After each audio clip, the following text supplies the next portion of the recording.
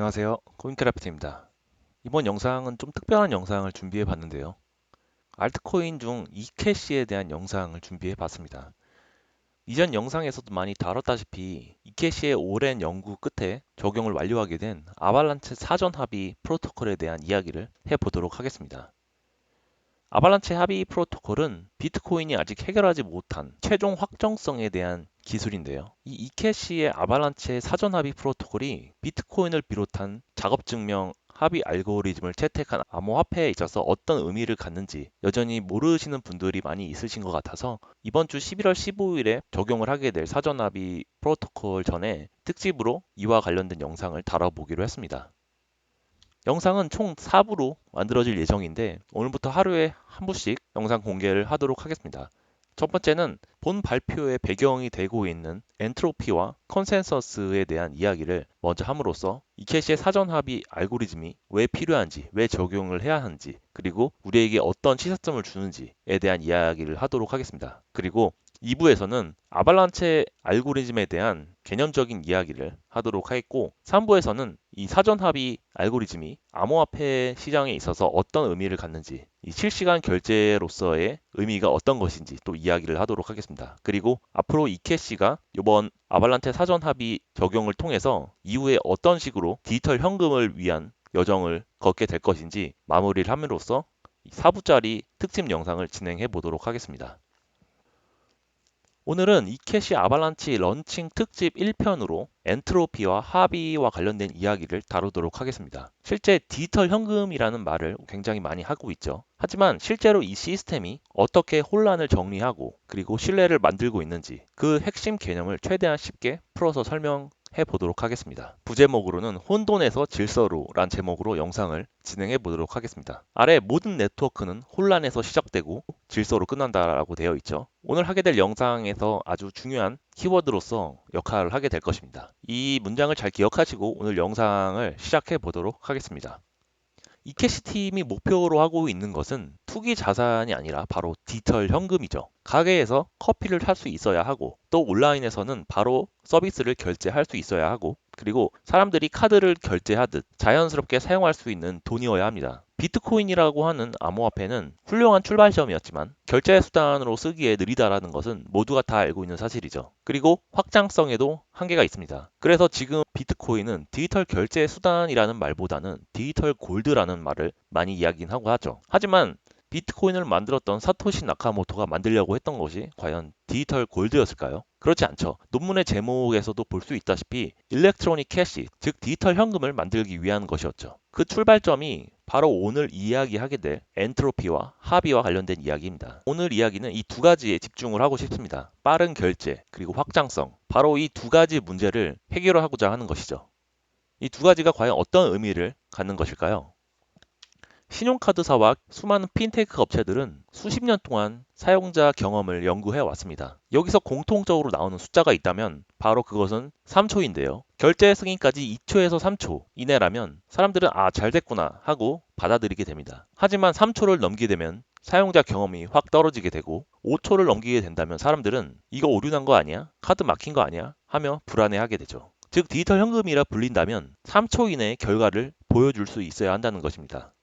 이 점이 바로 오늘 제가 붙잡고 갈 기준점이라고 할 수 있습니다.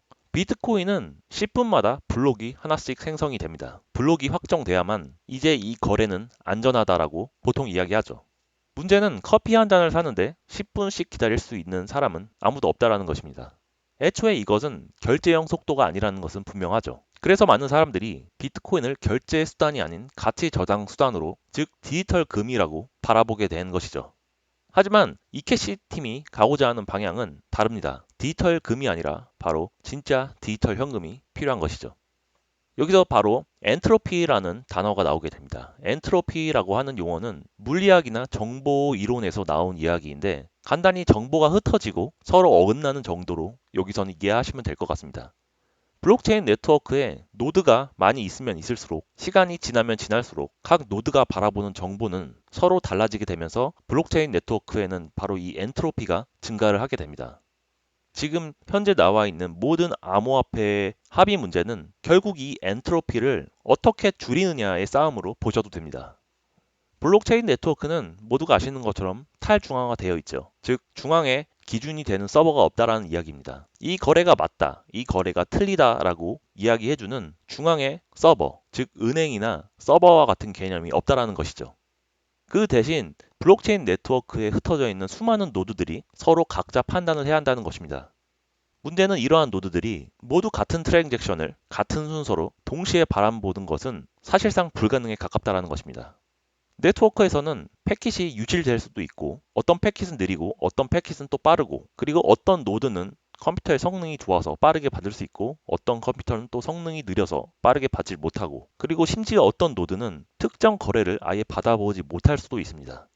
이렇게 해서 각각의 노드들은 서로 다른 세상의 상태를 가지게 되는 것이죠. 바로 이게 블록체인의 엔트로피가 증가하는 과정이라고 할 수가 있습니다. 조금 더 구체적으로 이야기하도록 할게요. 예를 들어서 한 특정 노드에서 A라고 하는 트랜잭션을 여러 개의 블록체인 노드로 전파했다고 해보도록 하겠습니다. 어떤 노드는 이 트랜잭션을 바로 받을 수도 있고 어떤 노드는 1초 뒤에 그리고 어떤 노드는 아예 못 받을 수가 있는 거죠. 각각의 노드들이 바라본 세상은 전혀 다를 수가 있는 거죠. 이 A라고 하는 노드는 이 A라고 하는 트랜잭션을 받은 것이 되겠고 이 B라고 하는 노드는 이 A라고 하는 트랜잭션을 1초 뒤에 받은 것이 되겠고 심지어 이 C라고 하는 노드는 전혀 이 A라고 하는 트랜잭션이 없는 세상에 살고 있는 것이 될 수가 있습니다. 거래가 많아지고 시간이 길어질수록 각 노드가 떠올리는 세상의 상태는 조금씩 달라지게 됩니다. 이러한 현상이 누적되는 것이 바로 블록체인의 엔트로피가 증가한다고 하는 것입니다. 바로 여기서 블록체인의 아주 중요한 개념이 등장을 하게 되죠. 합의라는 용어가 등장을 하게 됩니다. 합의 알고리즘의 역할은 단순합니다. 서로 어긋난 노드들이 그들의 시야를 다시 하나의 공통된 상태로 맞춰주는 것, 바로 이것을 합의라고 합니다. 각각의 노드들이 서로 다른 곳을 바라보고 있어도 서로 다른 세상을 바라보고 있더라도 우리는 이 하나의 블록을 기준으로 세상을 정리하자라고 이야기하는 것이죠. 그렇게 된다면 바로 블록체인에 높아져 있던 엔트로피는 다시 낮아지게 됩니다. 즉 엔트로피는 네트워크가 자연스럽게 흩어지는 힘이고 합의 알고리즘이라고 하는 것은 이 흩어져 있던 엔트로피를 다시 모아주는 되돌리는 힘이라고 이야기할 수 있는 것이죠.